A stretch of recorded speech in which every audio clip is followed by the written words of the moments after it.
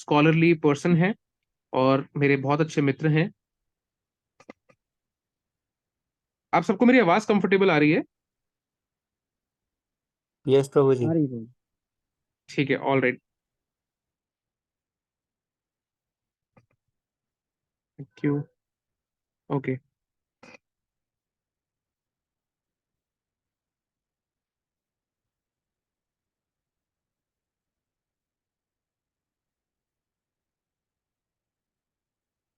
ठीक है, तो आप सबने टॉपिक भी पढ़ा होगा और आप सबने स्पीकर का नाम भी पढ़ा होगा।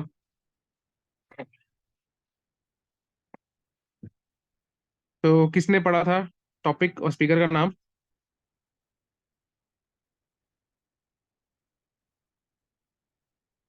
ओके, को बताना चाहेगा, कुछ शेयर करना चाहे?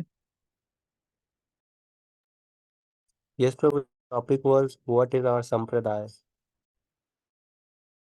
तो क्या समझते हैं हम संप्रदाय से? किसी ने कुछ पहले की कुछ अंडरस्टैंडिंग हो, कुछ बेसिक जानते हो?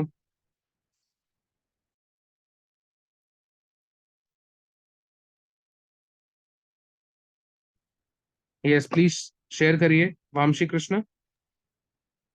प्रभु जी, संप्रदाय में जो भगवान का कॉन्फिडेंशियल नॉलेज है वो डिसाइपल सक्सेशन के थ्रू पास होता आपका आवाज नहीं आ रहा। है।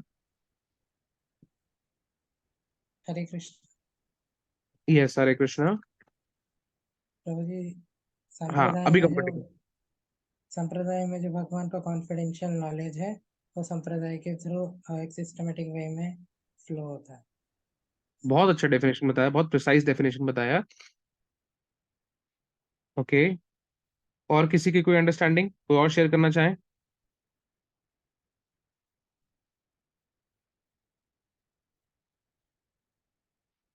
दो लोगों ने हाथ उठाया था यहाँ। मोनू, आप बताइए।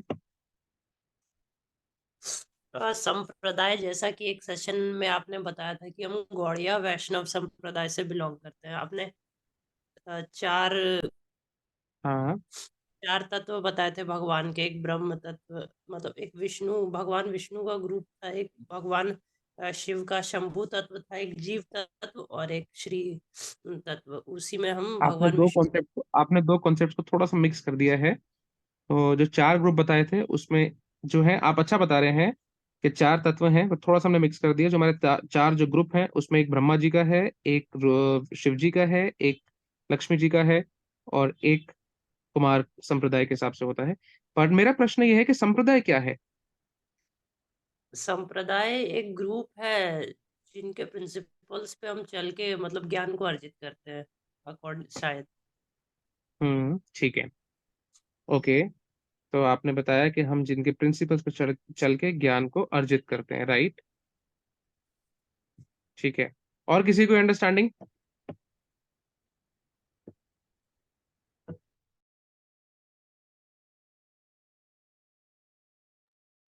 Knowing the absolute truth through disciplic succession। कौन बोल रहे हैं, किसकी आवाज आ रही है? Murli Manohar Prabhu ji. Yes, Murli Manohar. Prabhu ji, knowing the absolute truth through disciplic succession। ठीक है, गुड।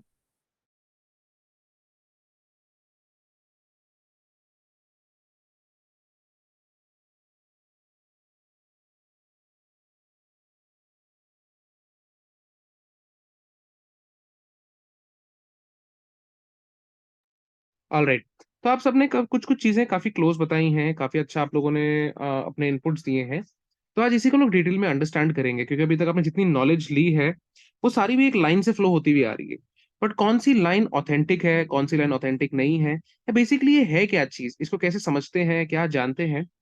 तो इसी के लिए हमने हमारी टीम के बहुत ही एक सीनियर, जिनको काफी एक्सपीरियंस है भगवत गीता पढ़ने और पढ़ाने का, एंड उनकी बहुत एनरिच्ड नॉलेज है भगवत गीता के मैटर्स में। काफी टाइम से वो भगवत गीता को स्टडी कर रहे हैं और कितने अच्छे सेमिनार्स वो स्टूडेंट्स के लिए लेते हैं। आप खुद अभी सेशन में देखेंगे कि जब वो सेशन लेंगे आपका, सो एक तरीके से एक आपको इतना एन्चैंटिंग इफेक्ट बन जाएगा कि बस आपको लगेगा कि नहीं, बस थोड़ा सा और, थोड़ा सा और, थोड़ा सा और, सुनते जाएं सुनते जाएं। और मैं उनको कई साल से जानता हूँ और उनसे गाइडेंस भी लेता हूँ कि कैसे है हम भगवत गीता को और अच्छे तरीके से अपनी लाइफ में अप्लाई कर सकते हैं। वो मेरे फ्रेंड और एक बहुत अच्छा रोल प्ले करता है मेरी लाइफ में, कैसे हम चीज़ों को बेटर तरीके से अंडरस्टैंड करते हैं, समझते हैं। एंड अगर देखा जाए तो इतने सालों के एक्सपीरियंस के बाद भी वो बहुत सिंपल लाइफ को जीते हैं। और इसी सिंप्लिसिटी को अडॉप्ट करते हुए उन्होंने कई साल पहले करीबन वो आज से 2012 12-13 साल से वो भगवत गीता को पढ़ रहे हैं। और उसके बाद उन्होंने ये डिसाइड किया कि भगवत गीता पढ़ने के बाद मुझे इसको बहुत वाइड स्प्रेड लोगों तक बताना है। तो देन उन्होंने अपनी लाइफ को डेडिकेट करके पिछले 8 साल से वो मॉन्कहुड प्रैक्टिस कर रहे हैं। मॉन्कहुड मीन्स कि वो ब्रह्मचर्य का पालन कर रहे हैं, और आज वो हमारे बीच में है, वासुदेव प्रभु जी। सो आप सभी से मैं अनुरोध करूंगा कि श्री वासुदेव प्रभु जी हमारे साथ आ चुके हैं। आप लोग प्लीज अपने अपने कैमरास ओपन करके और अपने अपने माइक म्यूट करके उनको बहुत ध्यान से सुने। ठीक है, तो हरे कृष्णा प्रभु जी। हरे कृष्णा। हरे कृष्ण बाबू जी। हरे कृष्ण बाबू जी। हरे कृष्णा।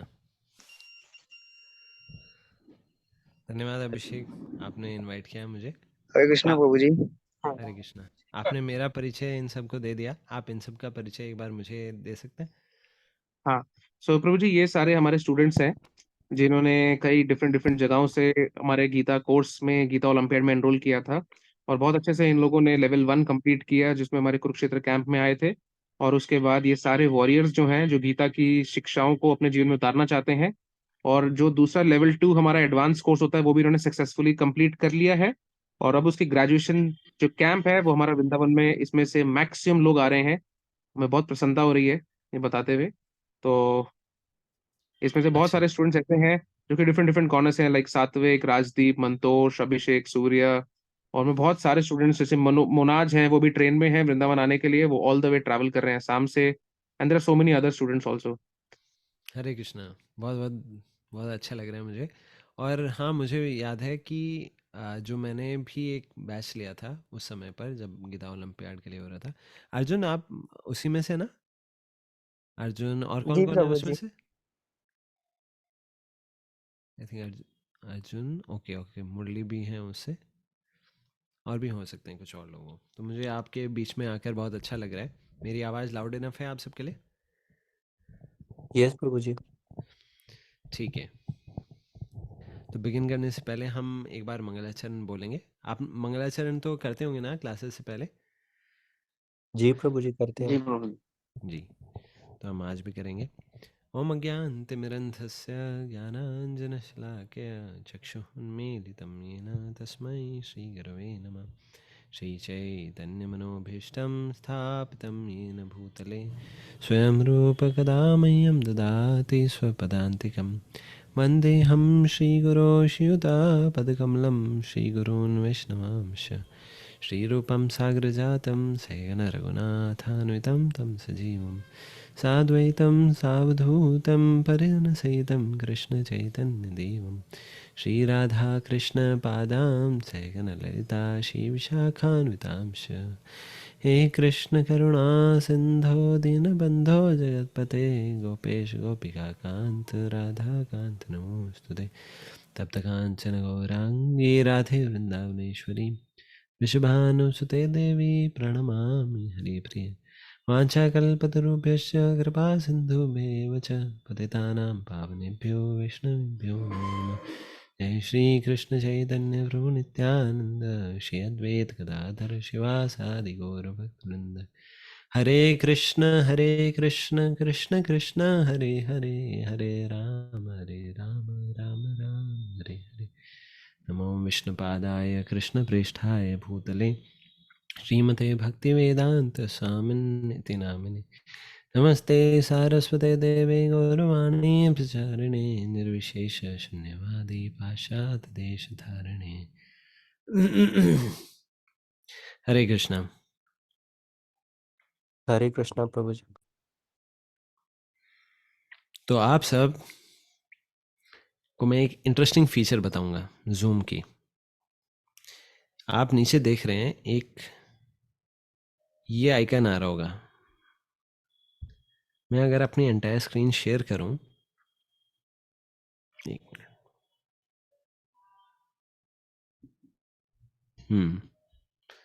अगर मैं अपनी स्क्रीन शेयर कर रहा हूं आपको, तो आपको ये जूम के ऑप्शंस नहीं दिख रहे होंगे मोस्ट प्रोबेबली। एनीवेज, तो जूम में नीचे एक फीचर आती है माइक के बगल में, वो वीडियो वाला जो होता है, उसको आप एक बार दबाएंगे ना तो आपकी वीडियो चालू हो जाएगी। हम में से शायद कुछ भक्तों को ये वाले फीचर के बारे में नहीं पता था, तो एक बार उसको ट्राई करके देखिए कैसी लगती है वो फीचर। तो आपको अपनी वीडियो भी दिख रही होगी अभी स्क्रीन पे, और हमें भी दिखेगी फिर वो, है ना खुशवंत? कैसा, अच्छा लग रहा है ना फीचर ये? खुशवंत ने अभी खोला, सात्विक, और बाकी डिवोटीज भी ट्राई कर सकते हैं इसको, अर्पित, दीपांशु, प्रभु जी अभी हितेश। ये थोड़ा खाना खा के फिर खोल लूंगा। ओके, ठीक है, चलेगा। अभिनय, दीपक, आदित्य, कुशाग्र, बहुत सारे डिवोटीज हैं जिन्होंने अभी तक ये फीचर ट्राई नहीं किया है शायद। बालाजी, नाम कितने अच्छे अच्छे हैं सबके। गौरांश, वाह। मोनज, मोनज पहली बार नाम सुनाई है, मोनज। एनीवेज, तो बहुत अच्छा लग रहा है आप सबने अपना वीडियो ऑन किया, और जिन्होंने पहले से ये फीचर देखी हुई थी उनका धन्यवाद कि उन्होंने इसको एक्सेस किया इस फीचर को। तो आज हम एक बहुत विशेष टॉपिक पे बात करने जा रहे हैं। विशेष टॉपिक ही अपने आप में है क्योंकि एक बहुत बड़ी पहेली है अपने आप में, जिस टॉपिक के बारे में हम बात करने जा रहे हैं। तो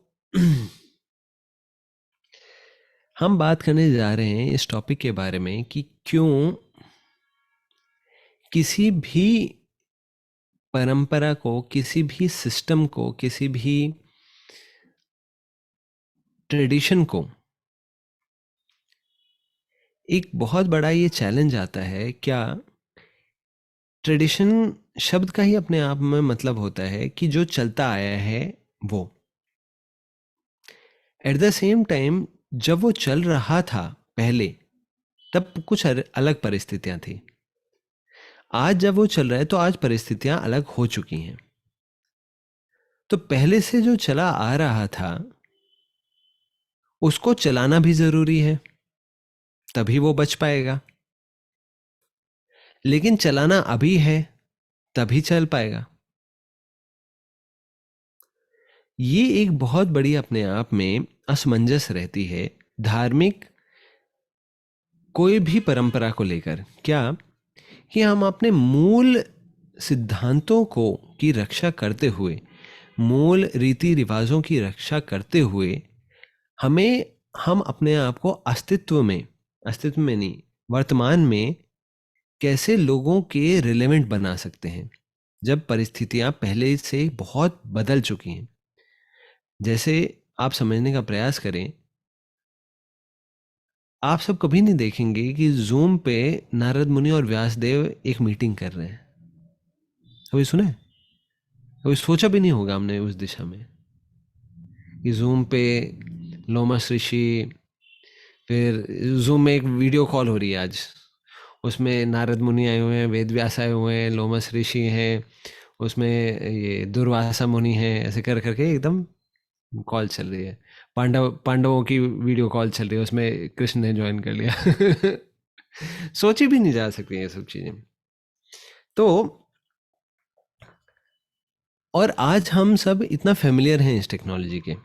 आज हम सब उस जमाने को इमेजिन नहीं कर सकते कि जिसमें सुबह से शाम तक व्यक्ति बस थोड़ी एक कुटिया बनाई हुई है, बस उसके पास ना एंड्रॉयड है। उसके पास बस कुछ फल ले लिए, कुछ फूल ले लिए, बस उसका सारा जीवन में और कुछ है ही नहीं।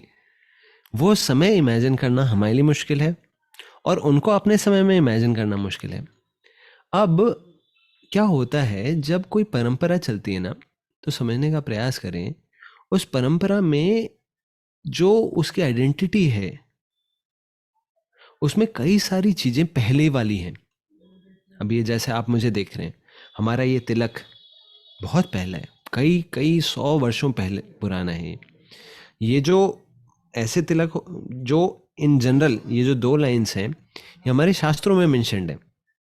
ये तो इटर्निटी से ऐसा है। बाकी ये जो तुलसी है, ये पर्टिकुलर तरीका इन 2 लाइन्स को बनाने का ये गौड़ या वैष्णव संप्रदाय से मुझे बताता है कई 100 सालों पहले आया था। ये है बात, निश्चित रूप से ये तिलक है। फिर मैंने अपना वो जो सिर है उसको मुंडन कराया हुआ है, ये सब भी है। But at the same time आप देखें मेरे कानों में ईयरफोन है, ये कहाँ से आया? मैं एक माइक के सामने बैठा हूँ, एक लैपटॉप के सामने बैठा हूँ, मेरे पास स्मार्टफोन भी है। ये तो कहीं नहीं सोचा गया था। तो ऐसे में ये समझ पाना कि क्या है हमारी परंपरा, क्या हमारी परंपरा में स्मार्टफोन अलाउड है, नहीं अलाउड है, सही है या नहीं है, तिलक तो रखना है या नहीं रखना। कुछ कुछ जगह पे तिलक भी अलाउड नहीं होता प्रचार करने जाए। अगर मैं इस वेशभूषा में किसी टेक्निकल इंस्टीट्यूट में जाऊं, भारत के कई टेक्निकल इंस्टीट्यूट्स में मुझे एंट्री नहीं दी जाएगी, ये सोच के ये तो साधु आ गए, हम तो सेक्युलर हैं। और मैं आपको बताता हूँ, कई जब कॉलेजेस में हमारे डिवोटीज प्रचार के लिए जाते हैं तो उन्हें तिलक मिटा के जाना होता है कंपलसरी, क्योंकि वरना एंट्री नहीं मिलेगी। आप गीता का प्रचार ही कैसे करेंगे, आप साधु बने रहेंगे तो। अब तिलक हटा लेंगे तो हमने अपना तिलक हटा लिया, वो बात हो जाती, समझ रहे हैं ना आप?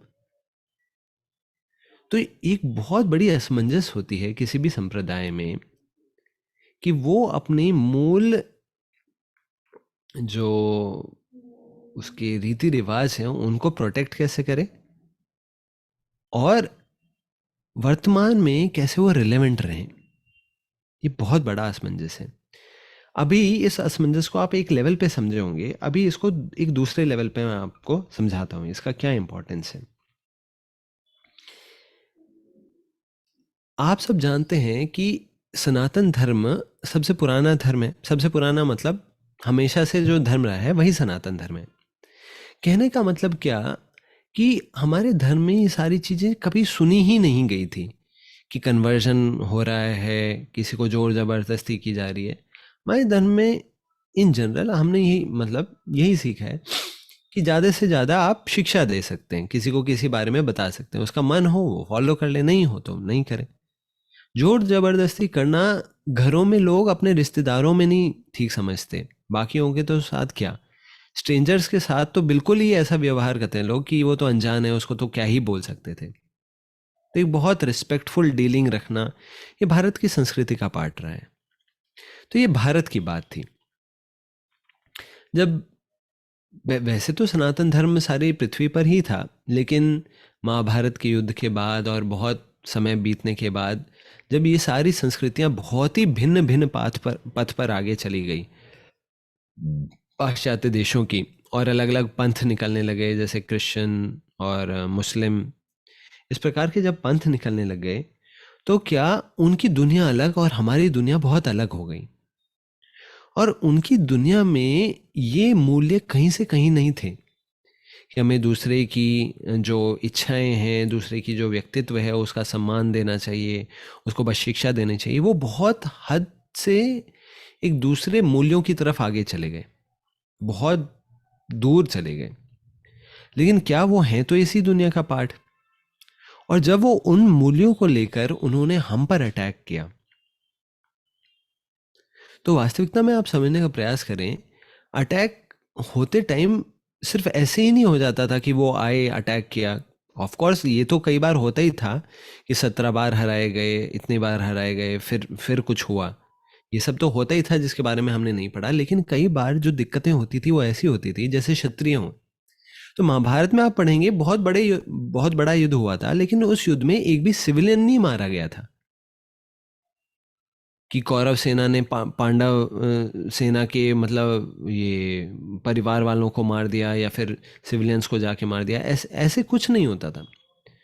धर्म युद्ध होते थे। धर्म युद्ध का मतलब क्या, युद्ध में भी धर्म का पालन होगा, युद्ध भी धर्म के अनुसार होगा। कब से कब तक लड़ना है, कौन सा योद्धा किस योद्धा के साथ लड़ सकता है, किस लेवल का बल का प्रयोग किया जा सकता है, सारे नियम हो सकते थे। पीठ के पीछे वार नहीं किया जा सकता, इतने सारे नियम होते थे। उस नियम के अनुसार युद्ध होता था।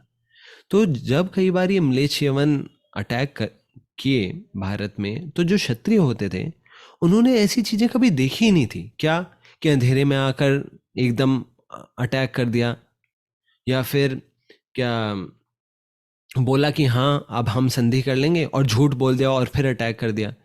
ये सब चीज़ें कभी सोची ही नहीं थी उन्होंने, क्योंकि उस लेवल पे उन्होंने कभी डील नहीं किया था। लेकिन अब वो इतना गिर चुके थे, अब फिर उनके लिए एक बहुत बड़ी असमंजस क्या कि हम फिर अपने धर्म को त्यागें या नहीं त्यागें, उनको उनके हिसाब से डील करें या नहीं करें, हम अपने हिसाब से ही डील करें कि भाई ठीक है उसको इतने बार हरा दिया, फिर बाद में उसने बोल दिया कि माफ़ कर दो माफ़ कर दो, तो हम तो क्षत्रिय हैं, उसको माफ़ करना चाहिए। इस वजह से एक बहुत बड़े कन्फ्यूजन में काफ़ी लॉस हुआ भारत का। ये तो क्षत्रियों की बात है।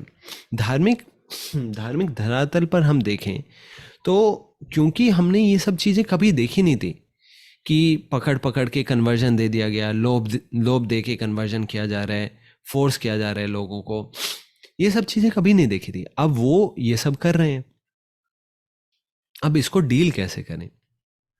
और ये सब डीलिंग ही नहीं, पॉइंट क्या है, अभी आप सबने उतना अच्छे से क्रिश्चियंस को स्टडी नहीं किया होगा। जो क्रिश्चियन प्रीचर्स हैं भारत में अभी भी, वो लोग पहले तो ठीक है चलो फोर्सफुल कन्वर्जन रहे, और मुस्लिम्स के स्पेशली ज़्यादा फोर्सफुल रहे थे, क्रिश्चियंस के भी फोर्सफुल हो ही थे, अभी भी होते हैं, लेकिन ज़्यादातर क्रिश्चियंस अपने आप को बहुत अच्छे ऑर्गेनाइज तरीके से प्रीच करना सीख गए समय के साथ। तो उनके ऑर्गेनाइजेशन बहुत स्ट्रक्चर्ड होते हैं कि भाई यहाँ पे हेड ऑफिस होगा, इसको मतलब ना हर एक लेवल पे अलग अलग लेवल पे प्रीचर्स होते हैं, डिस्ट्रिक्ट लेवल पे, मतलब इस हद पे बात है कि अगर आपने एक लेटर लिख दिया किसी चर्च को, वो लेटर सीधे कई बार वेटिकन तक जा सकता है, और वेटिकन से वो letter local branch, local church तक आके उस व्यक्ति को कनेक्ट करने के लिए बोल सकता है। इस लेवल का ऑर्गेनाइजेशन है। और हम अपने मंदिरों में आज भी जाते हैं, हमें कोई पूछता नहीं, कोई ये नहीं बताता क्या करना चाहिए क्या नहीं करना चाहिए। तो क्रिश्चियंस की ऑर्गेनाइजेशन इस लेवल पे थी, और सिर्फ वो लोभ नहीं देते, लोभ देते हैं इन जनरल, बट लोभ के साथ साथ वो ये देखते हैं लोगों की ज़रूरतें क्या हैं, उन ज़रूरतों को प्रोवाइड करते हैं, और वो एक बहुत बड़ी चीज़ देते हैं, लोगों को सम्मान देते हैं, लोगों को प्रेम देखते हैं क्या चीज़ों की कमी है लोगों के जीवन में, वो प्रोवाइड करते हैं। इस वजह से उन्होंने बहुत कन्वर्जन्स की, स्ट्रैटेजीज लगाई, मेहनत की, प्रचार किया, ये सब किया। अब भारत में जो धार्मिक अलग अलग संप्रदाय थी, उन्होंने ये सब चीज़ें कभी देखी नहीं थी कि इन सब चीज़ों की कभी ज़रूरत पड़ेगी। उन्होंने बस क्या शास्त्रार्थ करना देखा था, सीखा था, समझाना सीखा था। इन सब चैलेंजेस को डील करने के लिए वो बिल्कुल भी प्रिपेयर्ड नहीं थे। तो जब बिल्कुल ही भद्दे तरीके से इन्होंने एजुकेशन के माध्यम से शास्त्रों को गलत सलत ट्रांसलेट करके ये बताना शुरू किया कि भाई आप लोग तो एकदम गए गुजरे हो, आपके शास्त्रों किसी भी लेवल पे नहीं है, तो इन जनरल जो धार्मिक लोग थे वो तो बस यही बोल देते थे, ये तो अछूत हैं, इन लोगों को तो क्या मानना है, इन्हें तो कुछ पता ही नहीं है, इन्हें शास्त्रों के बारे में कुछ पता नहीं है। तो वो तो अपने आप को दरकिनार कर लिए इस प्रकार से बोलकर। और जो इन जनरल हिंदू सोसाइटी बची, उन्होंने फिर अपने आप को प्रोटेक्ट करने के लिए कई बार ऐसी फिलॉसफीज बोली जो वास्तविकता में वैदिक ही नहीं थी। तो उस समय पे कई ऐसे सोशल रिफॉर्मर्स, जैसे आप सबने सुने होंगे ना, राजा राम मोहन रॉय, और कौन कौन थे सोशल रिफॉर्मर्स उस टाइम के, एनी बेसेंट, पता नहीं कौन और कौन कौन थे, बाकी एटलीस्ट हाँ ये हैं। फिर हाँ, और ये सब इंस्टीट्यूशंस भी हैं ना, जैसे ब्रह्म समाज, आर्य समाज, ये सब भी उसी समय के हैं। तो इनमें से कई इंस्टीट्यूशंस का बस यही गोल था कि हम ये दिखा सकें कि भाई ठीक है, ये चीज़ें हैं गलती हिंदू समाज में, पर इनको हम ठीक कर देंगे, या फिर ये गलती है, ये हिंदू समाज का पार्ट ही नहीं थी, ये बीच में आ गई। अब जैसे एक इंस्टीट्यूशन का अगर हम नाम ले, बिल्कुल सिंपल सी बात है जो अभी भी कंटिन्यू करता है, आर्य समाज। अब आर्य समाज ने, क्रिश्चियंस का एक बहुत बड़ा अटैक रहता था इस बात को लेकर कि आप पत्थरों की पूजा करते हैं। और जो ट्रेडिशनल हिंदू संप्रदाय थी वो अपने आप को दरकिनार कर ली इस चैलेंज से कि भाई ये तो ठीक है, मिले हैं, इनसे तो क्या ही बात करें, इनसे ये जो कर रहे हैं इन्हें करने दो, ठीक है, हम अपना अलग रखेंगे धर्म को। लेकिन फिर किसी को तो कुछ बोलना था, तो आर्य समाज का बहुत अच्छा ये इनिशिएटिव था कि हम कुछ रिप्लाई करेंगे, इनको रिस्पॉन्ड करेंगे। तो ये वन ऑफ द फर्स्ट ऐसे इंस्टीट्यूशन थे जहाँ तक मुझे याद है जिन्होंने क्रिश्चियंस को, मुस्लिम्स को कन्फ्रंट करना शुरू किया। लेकिन पॉइंट क्या है, उस कन्फ्रंटेशन की प्रोसेस में इन्होंने जो फिलॉसफिकल स्टैंड्स लिए वो खुद ही अपने आप में वैदिक फिलॉसफी से कॉन्ट्राडिक्टरी थे। इसका बहुत बड़ा प्रमाण है, उन्होंने मूर्ति पूजा को ही रिजेक्ट कर दिया डिफेंड करने के लिए मात्र। तो फिर क्या हो गया, इन सारे इंडिपेंडेंस के समय के आसपास जो ऐसे इंस्टीट्यूशन चालू हुए, तो जितने भी वैदिक संप्रदाय थी, जो प्रॉपर अपना धार्मिक लोग थे, वो सब तो एक दूसरी दुनिया में चले गए जहाँ पे उनके ट्रेडिशंस कंटिन्यू चल रहे हैं।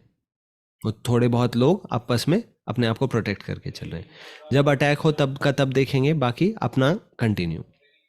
और एक तरफ इन जनरल हिंदू जो सोसाइटी बची थी, जिसमें ये अलग अलग इंस्टीट्यूशंस, अलग अलग लोग लीडरशिप लेके थोड़ा डिफेंड करने का प्रयास कर रहे थे अपने आप को, फिलॉसफिकली, इंटेलेक्चुअली, इस प्रकार से प्रयास किए जा रहे थे। और इस वजह से ये जो बीच में गैप था कि ऐसा कोई धार्मिक व्यक्ति हो जो इन लोगों को इनकी लैंग्वेज में जवाब दे सके, ये कोई भी नहीं था।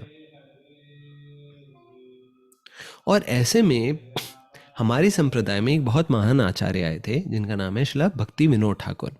उनके बारे में आप कुछ समय बाद थोड़ा और जानेंगे। और उनकी ये इच्छा हुई कि अभी के समय में हमें इन चीज़ों को, अपने धर्म को पालन करते हुए, हम बस इन्हें निगलेक्ट नहीं कर सकते।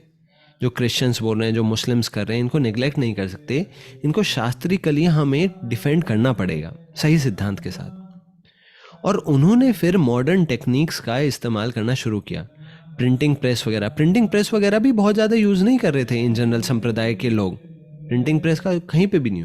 उन्होंने प्रिंटिंग प्रेस वगैरह का यूज़ काफ़ी शुरू किया, फिर और कई चीज़ों का यूज़ शुरू किया। फिर उन्होंने इच्छा प्रकट की कि मेरे पास कोई ऐसा, अगर कोई पुत्र प्राप्त हो जो मुझे इस कार्य में और सहायता दे सके तो बहुत अच्छा होगा। और उनके पुत्र हुए थे भक्ति सिद्धांत ठाकुर, जो हमारे परंपरा में आते हैं। उनका जन्म दिवस 150वीं उनका जन्म दिवस है परसों। इसको अब वो इतने बड़ी पर्सनालिटी बन गए हैं, उसको यूएन पहली बार सेलिब्रेट कर रहे हैं। यूनेस्को ने उसको ऑथराइज सेलिब्रेशन पूरे इंटरनेशनली माना है, जो परसों हो रहा है। और गवर्नमेंट ने उसको सेलिब्रेट करने के लिए कॉइन भी लॉन्च किया है, भक्ति सिद्धांत महाराज के इवेंट को। तो मैं आप सबको एक लिंक इस क्लास के बाद इमिडिएटली फॉरवर्ड करवा दूंगा, जिसमें माननीय प्रधानमंत्री जी उनके बारे में बता रहे हैं। वो इवेंट पहले हो चुका है, लेकिन जो मेन डेट है वो परसों है।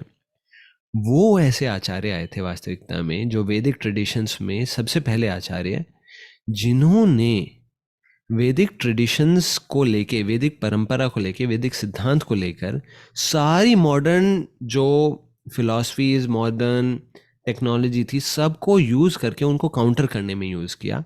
जो अवैदिक सिद्धांत या अवैदिक पंथ थे, वो पहले आचार्य थे। उन्होंने सब चीज़ों का यूज़ चालू किया कि इनको इनकी भाषा में जवाब देना पड़ेगा, और हमें सारी चीज़ों का यूज़ करना चाहिए जिससे हम अपने धर्म को प्रोटेक्ट कर सकें। और भारत में ही नहीं, इंटरनेशनली। कहने का मतलब क्या, एक साधु के लिए ना, आप समझने का प्रयास करें, कोई सन्यासी अगर है, विरक्त व्यक्ति अगर है, उसको कोई भी कंफर्ट स्वीकार नहीं करना चाहिए इस संसार का। उसको नंगे पैर चलना चाहिए, ऐसे कर करके बहुत सारे यम नियम हमारे शास्त्रों में बताए गए। पर उन्होंने बोला है इनका उद्देश्य कुछ और है। इनका उद्देश्य है हम तपस्या करें, हम तपस्या करेंगे, पर अभी के समय में हमें ज़रूरत है कि हम इन सारी चीज़ों का यूज़ करें, कार्स का यूज़ करें, हम टेक्नोलॉजी का यूज़ करें, जिससे हम जगह जगह जाकर प्रचार कर सकें।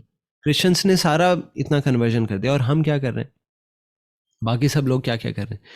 तब उन्होंने इन सब चीज़ों का यूज़ प्रमोट करना शुरू किया, कार्स का, टेक्नोलॉजी का। उस समय पे उन्होंने बड़ी बड़ी कार्स को अपने प्रीचर्स को दिया, धार्मिक मतलब जो उनके प्रचारक थे, सनातन धर्म के प्रचारक थे उनकी परंपरा में, जिस समय पे भारत में गाड़ी भी देखने को नहीं मिलती थी, तो लोग भीड़ लगा के देखने आते थे गाड़ियों को, और गाड़ियों को देखने आते थे, फिर वो प्रचार चालू करते थे। उन्होंने प्रिंटिंग प्रेस इंस्टॉल करवाई, मंदिर के अंदर प्रिंटिंग प्रेस इंस्टॉल करवाई, और उन्होंने जिस प्रकार से क्रिश्चियंस कन्वर्जन करते हैं, वो तो कन्वर्जन करते हैं, उनका तो कुछ मतलब नहीं है, उन्हें तो बस एक रिचुअल करना है और ठप्पा मार देना है क्रिश्चियंस का। उन्होंने वही वैदिक जो सिद्धांत था एजुकेशन का, उसको मॉडर्न माध्यम से चालू किया कि हम भी लोगों के घर घर जाएं, उन्हें रिक्वेस्ट करें कि आप जप करें, उन्हें गीता के लिए रिक्वेस्ट करें कि आप गीता पढ़ें, ये करें वो करें। तो जैसे क्रिश्चियन मॉडल होता था प्रीचिंग का, आउटरीच का, उन्होंने वो चालू किया, और उन्होंने वो इच्छा व्यक्त की कि भारत में सब लोग इकट्ठा हों और धर्म के कार्य को आगे बढ़ाएं। और प्रॉपरली उन्होंने डिफेंड किया क्रिश्चियंस, मुस्लिम्स और बाकी सारे अवैधिक पंथों को, और उन्होंने पूरा इच्छा रखी कि ये जो चीज़ है ये पूरे संसार में आगे जानी चाहिए। सन्यासी को ओशन क्रॉस करना भी अलाउड नहीं होता। आपने सुना था राम मंदिर की प्रतिष्ठा दिवस पे, प्राण प्रतिष्ठा दिवस पे गोविंद गिरी जी बोल रहे थे नरेंद्र मोदी को कि हमने इनको सजेस्ट किया था कि अगर आप पाश्चात्य देश जाएंगे तो कुछ संग दोष लग जाता है, इसलिए हमने मना किया था कि आप जो प्रवास है उसको अवॉइड करें, और इसलिए मोदी जी बाहर नहीं गए थे। इसी वजह से सन्यासी को अलाउड नहीं होता इन जनरल कि वो भारत से बाहर जाए, ओशन क्रॉस करे। लेकिन उन्होंने बोला कि आप जाओ, लंदन जाओ, बाकी देशों जाओ और प्रचार करो, और उन्होंने इस चीज़ को का शिलान्यास किया कि ये प्रचार, सनातन धर्म का प्रचार भारत में छोड़ो, विदेशों तक होना चाहिए। तो एक बात थी, हम डिफेंस भी नहीं कर पा रहे थे, उन्होंने ऑफेंस चालू कर दिया था। और उनके डिसाइपल ये हुए थे जिनका नाम है श्रील भक्ति वेदांत स्वामी प्रभुपाद, जिनको आप स्वामी प्रभुपाद के नाम से जानते होंगे। उन्होंने इन्हीं सिद्धांतों को जो उनके गुरु ने दिए थे उसको एक अलग ही सीमा पर ले गए, और सारी जो फैसिलिटीज़ अवेलेबल होती हैं जिनको अभी तक क्रिश्चियन मिशनरीज, इस्लामिक मौलवी यूज़ कर रहे थे, उनको सनातन धर्म के प्रचार में यूज़ किया। और इसको वास्तविकता में, इस प्रिंसिपल को एक बहुत 500 साल पहले एक बहुत महान आचार्य आए थे, रूप गोस्वामी, उन्होंने बोला था ये सिद्धांत है युक्त वैराग्य का। युक्त वैराग्य का मतलब क्या कि आप चीज़ों को अपने लिए स्वीकार मत कीजिए, आप वैराग्य रखिए, लेकिन आप उनको कृष्ण के लिए, प्रचार के लिए यूज़ कीजिए। इसलिए युक्त वैराग्य। युक्त वैराग्य का मतलब ये माइक्रोफोन से मुझे कोई आसक्ति नहीं है, पर मैं इसको यूज़ करूँगा, वैराग्य भी है और मैं यूज़ भी कर रहा हूँ। उन्होंने वो सिद्धांत दिया था। और इसीलिए जो स्वामी प्रभुपाद जी ने किया कि वो हमारे जो फाउंडर आचार्य थे, उन्होंने ये किया कि जो सारी मॉडर्न फैसिलिटीज़ हो सकती हैं उनका प्रयोग, टेक्नोलॉजी का प्रयोग, प्रिंटिंग प्रेस का प्रयोग, वो तो ये स्वामी मतलब सन्यासी को तो ओशन क्रॉस करना अलाउड नहीं है। उन्होंने पृथ्वी का 14 चक्कर लगाए थे अपने 11 साल के वर्ष के प्रचार में। इतना प्रचार किया था उन्होंने, अलग अलग कॉन्टिनेंट्स पे जाके प्रचार किया, अलग अलग कॉन्टिनेंट्स पे जाके मंदिर शुरू किए। अपने जीते जी उन्होंने 100 मंदिर अलग अलग कॉन्टिनेंट्स में, अलग अलग कंट्रीज में चालू करवाए। और विदेश में जाकर जिन लोगों को छूना और देखना भी अलाउड नहीं होता, हमारे शास्त्रों में लिखा हुआ है, अगर आप किसी म्लेच्छ को देखें तो आपको आके आचमन करना चाहिए, आपको आके स्नान करना चाहिए, क्योंकि आप उसकी गतिविधियों को देखकर प्रभावित हो जाते हैं। उन्होंने उन्हीं के बीच में जाकर उनको गीता का सिद्धांत दिया। और जब भारत पूरा विदेशों के पीछे भाग रहा था कि हमें तो इनकी तरह एडवांस होना है, भारत में उन्होंने वो भारत में ही प्रचार किए थे। 30-40 साल उन्होंने भारत में ही प्रचार करने का प्रयास किया था, कुछ नहीं हुआ। सारे भारतीयों का वही मूड था उस टाइम पे, अरे भारत में तो क्या रखा है, अरे धर्म वर्म क्या है, ये क्या रखा है इसमें, अभी तो आगे बढ़ने की ज़रूरत है, हमें तो जॉब की ज़रूरत है, हमें तो पैसा कमाना है। अभी देखो यूएस कितना आगे बढ़ गया, हम धर्म के चक्कर में ही तो पीछे पड़े रहे। बस क्या फ़ायदा हुआ घंटी बजाने से, पूजा करने से, कुछ नहीं हुआ। आप देखो ये सारे देश कितने आगे बढ़ गए। तो जब इस प्रकार से भारत में ऐसी लत लगी हुई थी 70 साल की उम्र में, 70 साल की उम्र में, 70 नहीं 65 साल की उम्र थी उस टाइम पे, 65 साल की उम्र में वो निकले थे यूएस के लिए, शिप में, कार्गो शिप में, पैसेंजर शिप नहीं थी वो, कार्गो शिप जैसे ये होते हैं ना मालगाड़ी ट्रेन्स में, तो उसमें कोई ऐसे केबिन वगैरह कुछ फैसिलिटीज़ नहीं थी। 2 हार्ट अटैक आए थे उन्हें जर्नी में। उस एज पे वो गए थे जिसे विदेश में कम से कम प्रयास कर सके कि कोई तो समझे इस पृथ्वी पे। और विदेशी लोगों में वो म्लेच्छ जो नशा, अवैध स्त्री संग और क्या क्या चीज़ों में लत रहते थे, मांसाहार, क्या क्या गोमांस भी खाते थे वहाँ के लोग, तो अभी भी खाते रहते हैं। ऐसे लोगों के बीच में जाकर उन्होंने गीता भागवत का प्रचार शुरू किया, संकीर्तन शुरू किया, और धीरे धीरे करके जो सिद्धांत भारत में कोई नहीं समझ रहा था वो वहाँ के लोग समझने लग गए। और उन लोगों से फिर उन्होंने प्रचार कराया, उन लोगों को और ऑर्गेनाइज किया, स्ट्रक्चराइज किया, एक ऑर्गेनाइजेशन बनाई। ऑर्गेनाइजेशन भारत में भी बनाई थी उन्होंने, फिर उसी ऑर्गेनाइजेशन को और स्ट्रक्चर किया और फिर उनको अलग अलग देशों में भेजा। और 3-4 साल बाद वो फिर भारत में आए 30-40 भक्तों को लेकर।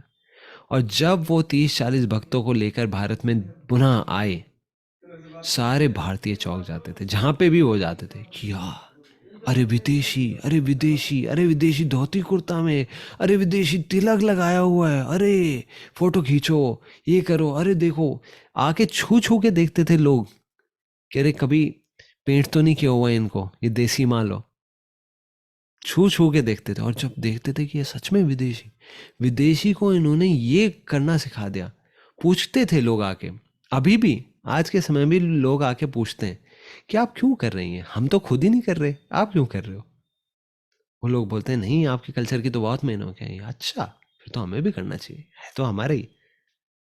तब वो जब ये एक्सपोर्टेड माल, और इसको बोलते हैं वास्तविकता में पिज्ज़ा इफेक्ट। पिज्ज़ा इफेक्ट क्यों बोलते हैं इसको, क्योंकि पिज़्ज़ा वास्तविकता में जिस जगह का था ना, उस जगह पे वो पॉपुलर नहीं हुआ था, फिर वो किसी और जगह गया, वहाँ पॉपुलर हुआ, फिर वो घूमता घूमता वापस उस जगह पे आया था, इसको पिज़्ज़ा इफेक्ट बोलते हैं।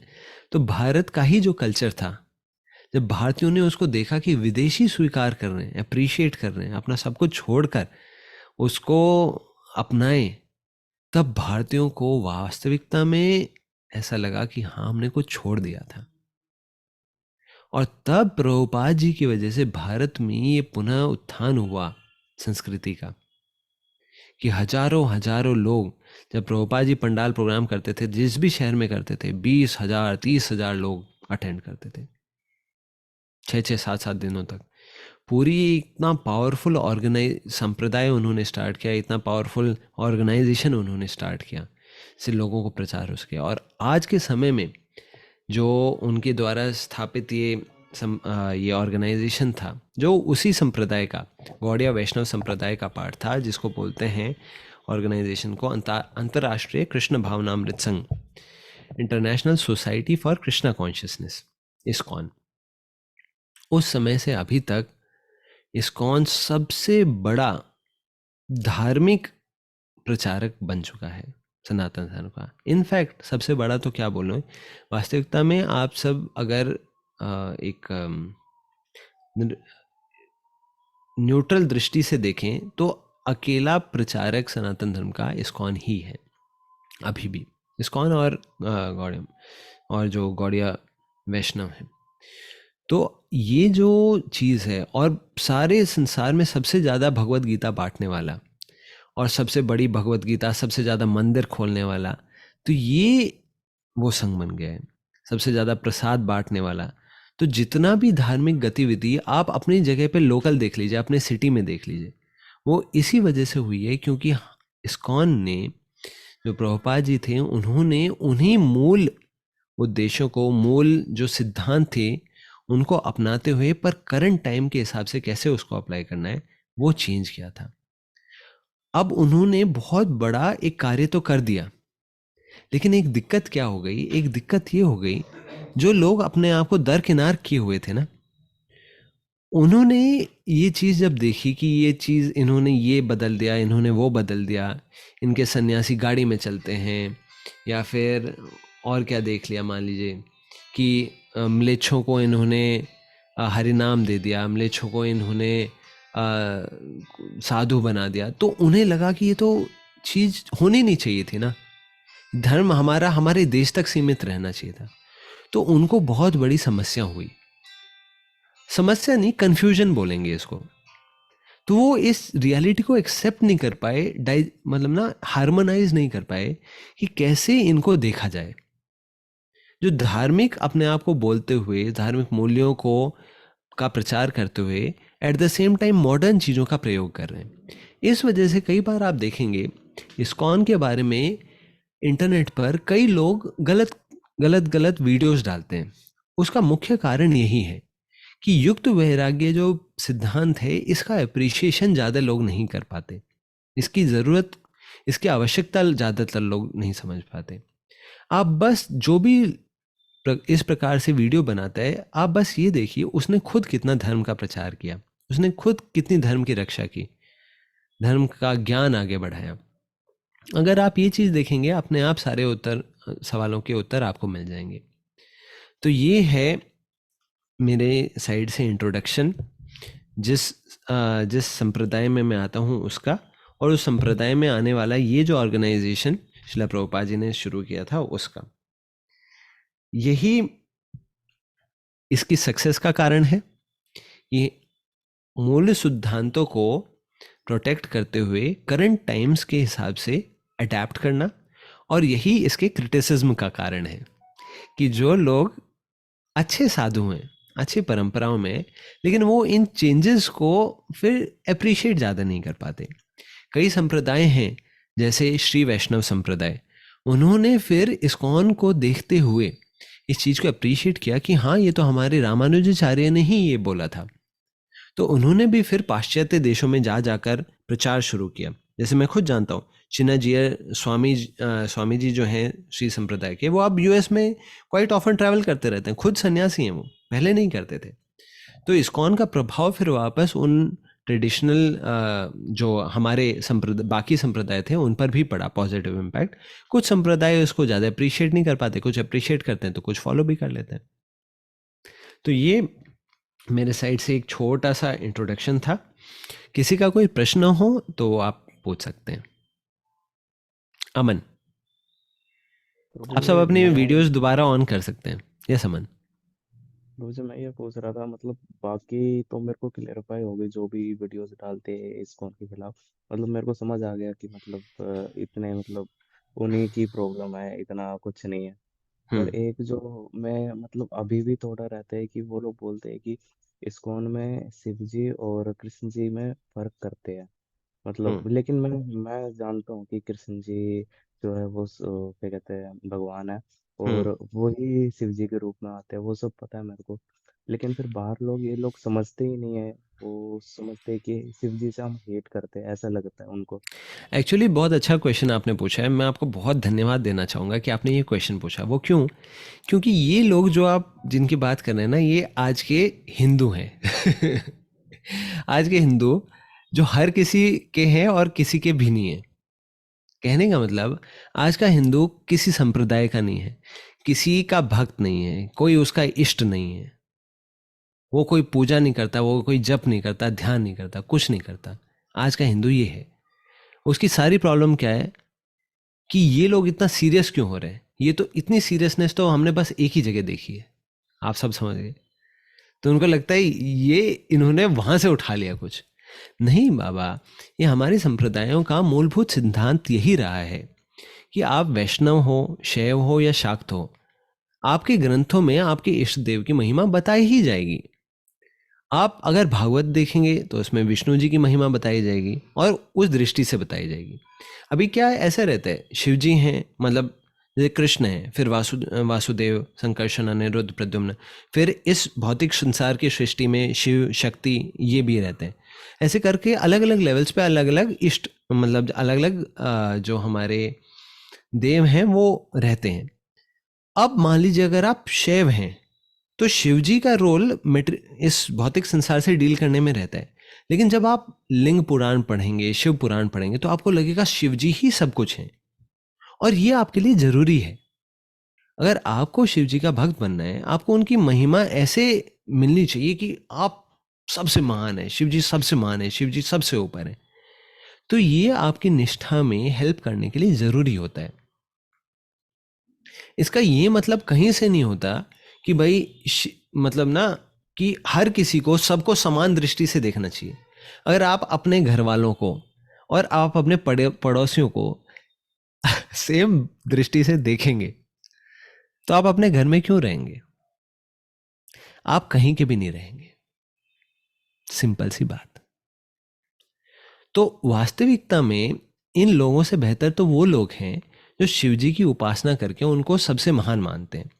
उनको शिवजी आगे का पथ दिखा देंगे निश्चित रूप से।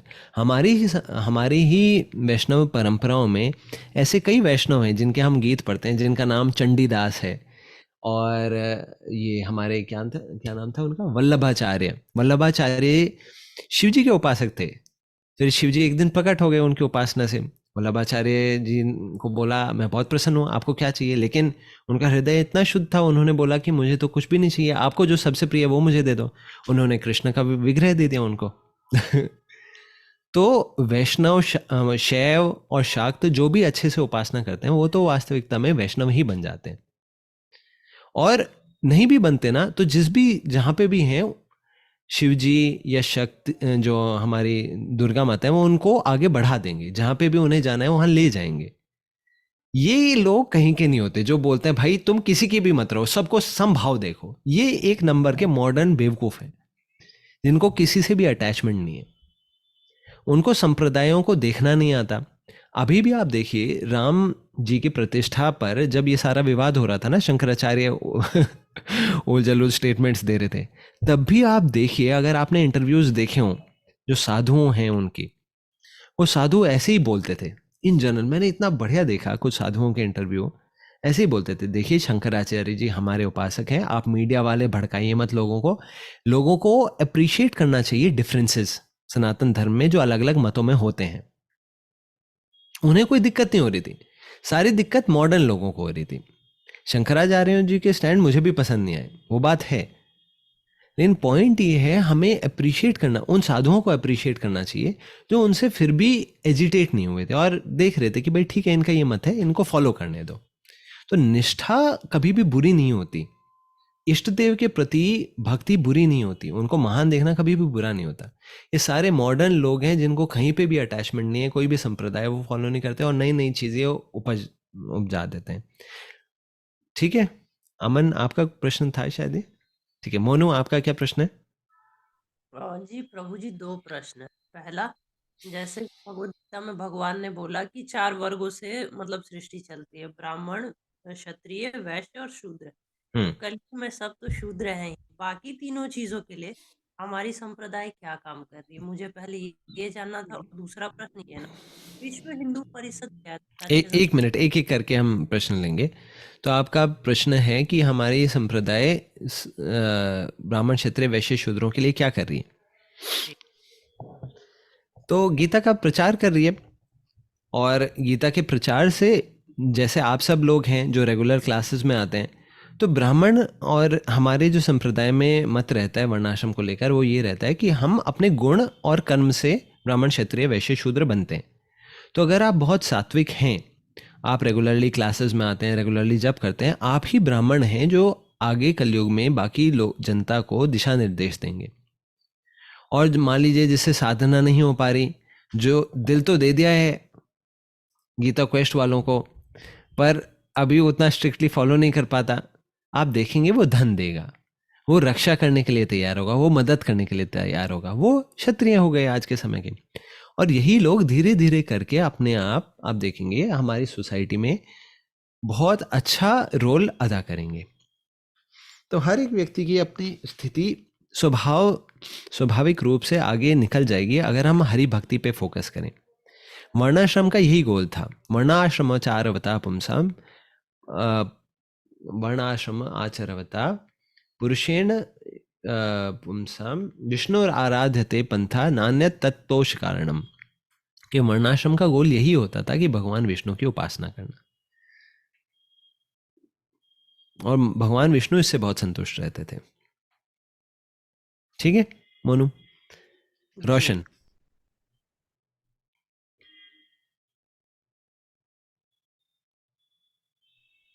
मेरे मेरे दो क्वेश्चन है कि पहला ये है कि सारे मनुष्य जो मर जाते हैं उसके आत्मा लेने के लिए यमदूत आते हैं। जैसे कोई शिव मर जाता है तो उसकी आत्मा को लेने कौन आता है? उसके आत्मा को लेने के लिए यमदूत नहीं आते, उसकी आत्मा अपने आप जो देहांतर है वो प्राप्त कर लेती है, दूसरा देह मिल जाता है, सिर्फ मनुष्य के देह को लेने आते हैं यमदूत। और आज के टॉपिक से रिलेटेड अगर कोई पूछे तो ज़्यादा अच्छा रहेगा अभी के लिए। आपका प्रश्न का उत्तर मिल गया आपको रोशन? हाँ, दूसरा एक प्रश्न है।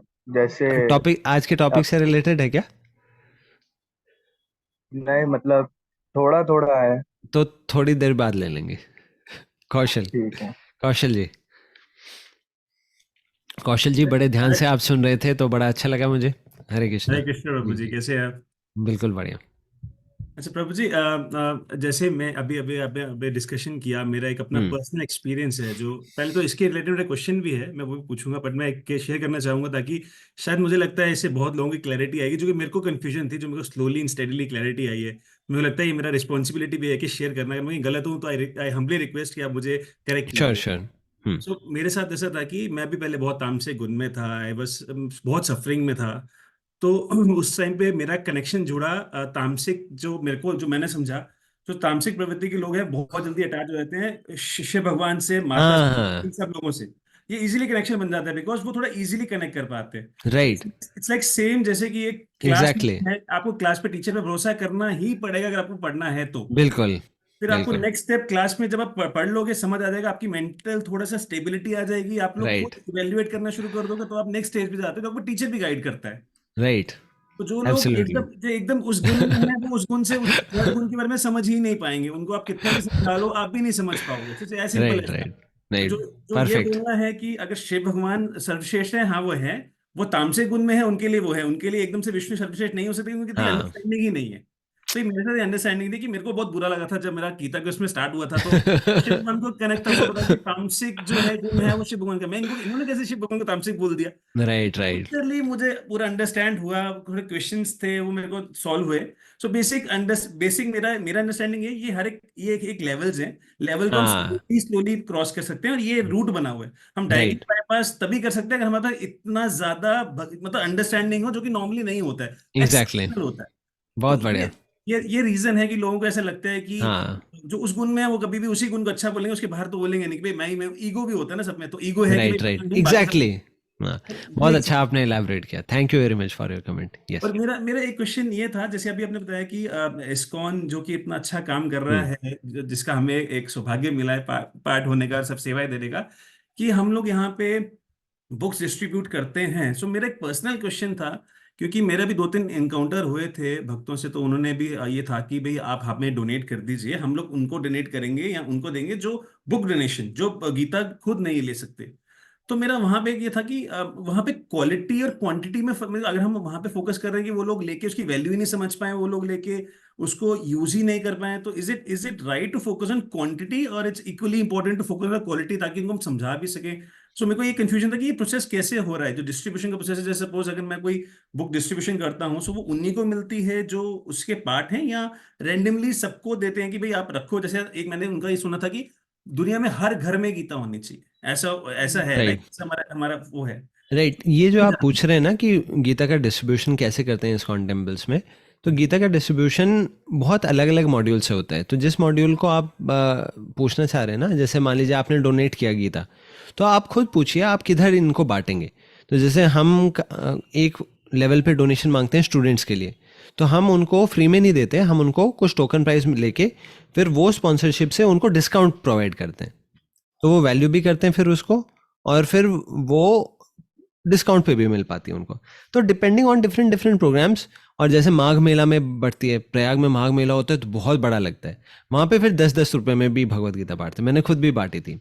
तो अलग अलग लेवल्स पे आप, गांव वाले आते हैं, गांव वालों के पास उतना धन नहीं रहता, उनको 10 रुपए भी बहुत हैं तो 10 रुपए में दे देते हैं।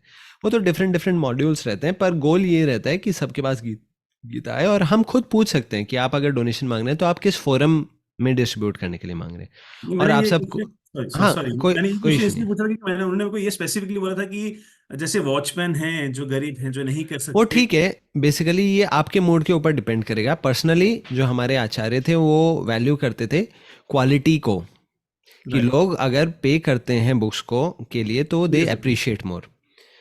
एक बार तो क्या हुआ था, फ्रैंकली स्पीकिंग, एक बार हिंदुस्तान टाइम्स को इतना प्रॉफिट हो रहा था अपने न्यूज़पेपर से कि उन्होंने बोल दिया कि ठीक है पेपर फ्री कर रहे हैं हम। फ्री कर दिया तो लोगों ने खरीद खरीद के पाइल्स के पाइल्स रद्दी में बेचने के लिए खरीदा। तो immediately they had to stop this policy. India में फ्री चीज़ों के प्रति ऐसा आकर्षण रहता है ना, एकदम आँख खुल के, यही बट दे मेरा डोंट कंसर्न था। But they don't value it. ठीक है, अब मेन चीज़ आप सबको एक और जो मैं बोलना चाह रहा था वो क्या, अभी आप सबको अगर कोई पूछे आप किस मंदिर से कनेक्टेड हैं इस्कॉन में, तो आप सब बोल सकते हैं ये जो गीता क्वेस्ट फोरम है उसमें जो डिवोटीज़ हैं वो संप्रदाय की दृष्टि से इस्कॉन कुरुक्षेत्र से कनेक्टेड है। तो आप सबको कहीं पे कुछ बोलना हो कि आप कहाँ कनेक्टेड हैं इस्कॉन टेम्पल से, कौन आपको देखता है, आप कौन से टेम्पल से कनेक्टेड है, आप हों चाहे महाराष्ट्र में, पर आप बोल सकते हैं हम इस्कॉन कुरुक्षेत्र के से कनेक्टेड हैं। तो आपका संप्रदाय जो लिंक है, तो गीता क्वेस्ट एक ऑनलाइन फोरम है जिससे गीता का प्रचार हो रहा है, लेकिन ट्रेडिशनल दृष्टि से आप गौड़ या वैष्णव संप्रदाय में हैं और इस्कॉन कुरुक्षेत्र से आपका जो कनेक्शन है वो हो रहा है। ठीक है, आप सबको ये पता होना चाहिए। जी। ठीक है, नरोत्तम आपका क्या प्रश्न है? कितना अच्छा नाम है नरोत्तम।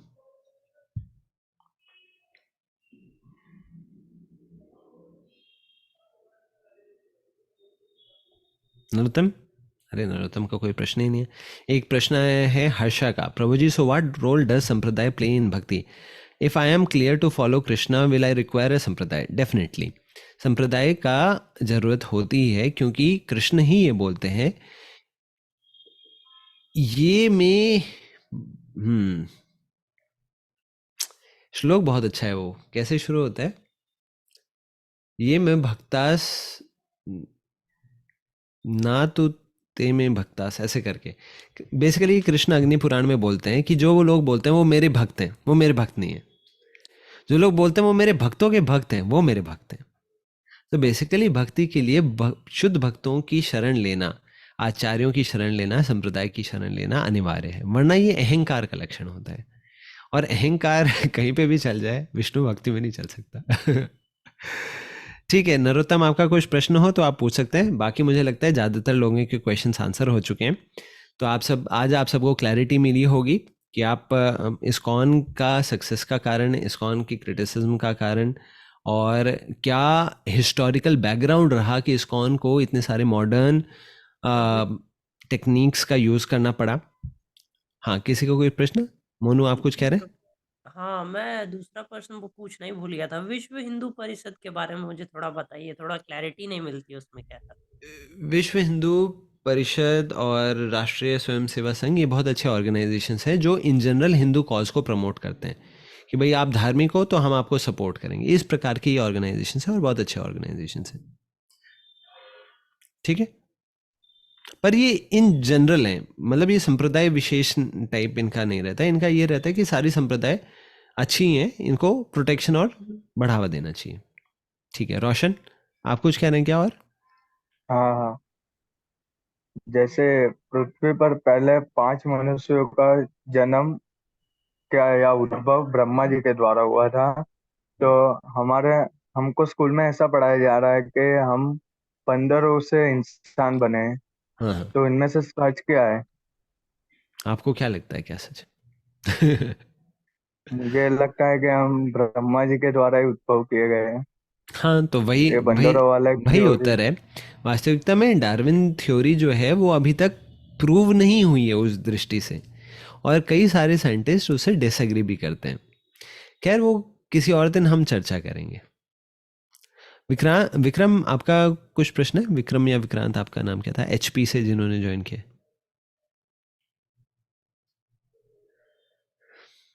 हरे कृष्ण प्रभु जी।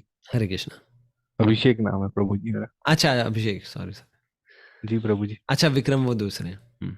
जी प्रभु। हम्म, प्रभु जी, मेरा ये सवाल था कि हमारा जो संप्रदाय है उसकी जो फिलोसफी है, आई थिंक हम्म, मैंने गूगल पे देखा था, उसका नाम शायद अचिंत्य भेदाभेद है जी शायद। हाँ। जी, तो अगर उस पर आप कुछ प्रकाश डाल सकते हैं। अचिंत्य भेदाभेद थोड़ा प्रकाश, बहुत गहरा टॉपिक है ये।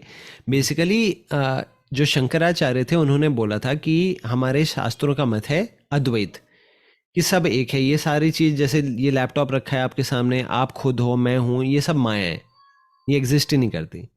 उनका ये मत था ब्रह्म को लेकर।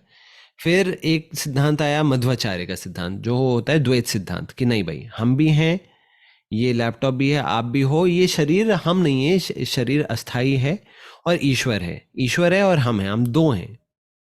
फिर आया ये सिद्धांत भेदा भेद का, जिसको चैतन्य महाप्रभु ने और जीव गोस्वामी ने अचिंत्य भेदा भेद कर दिया, कि हम भगवान से एकत्व में भी हैं और हम भगवान से भिन्न भी हैं, एक दृष्टि से।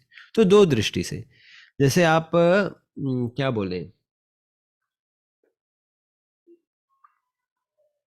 इसको समझने के लिए, क्या कि पानी की बूंद और सागर एक है? हाँ एक है, पानी है दोनों। पर क्या पानी की बूंद सागर है? नहीं। तो एक दृष्टि से समान भी है और एक दृष्टि से भिन्न भी है।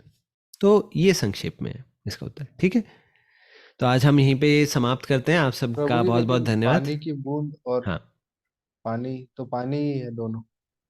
हाँ, हाँ हाँ उस दृष्टि से समान है। पर हाँ। पानी की बूंद सागर तो नहीं है। आपको पानी चाहिए एक गिलास भर के, आपको एक पानी की बूंद दे दूं, आपका हो जाएगा काम? नहीं। हाँ, तो बस उसमें भेद है। तो एक दृष्टि से समान है, उसमें नकार नहीं रहे हैं, पर एक दृष्टि से भेद भी है, वो भी मानना चाहिए बस। ठीक है, आप सबका बहुत बहुत धन्यवाद। आप सब अपना वीडियो ऑन कर सकते हैं जाते हुए, जिससे हम आप सबके मुस्कुराते हुए चेहरों का दर्शन कर सकें, और आप सबसे वृंदावन में ज़रूर मिलना होगा हमारा। और आप सबको आज पता चल गया आप कहाँ से कनेक्टेड है, क्या आपकी संप्रदाय है। ठीक है, और धीरे धीरे आप वृंदावन में आएंगे, आप तिलक लगा सकते हैं, आप धोती कुर्ता पहनना चाहें पहन सकते हैं, बहुत अच्छा लगेगा आपको अपने संप्रदाय में वैसे रहना, जैसे सुधीर ने लगाया हुआ है already.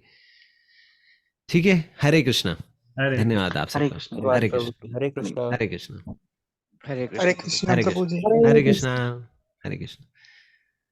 Hare Krishna Prabhu ji. Okay, thank you so much.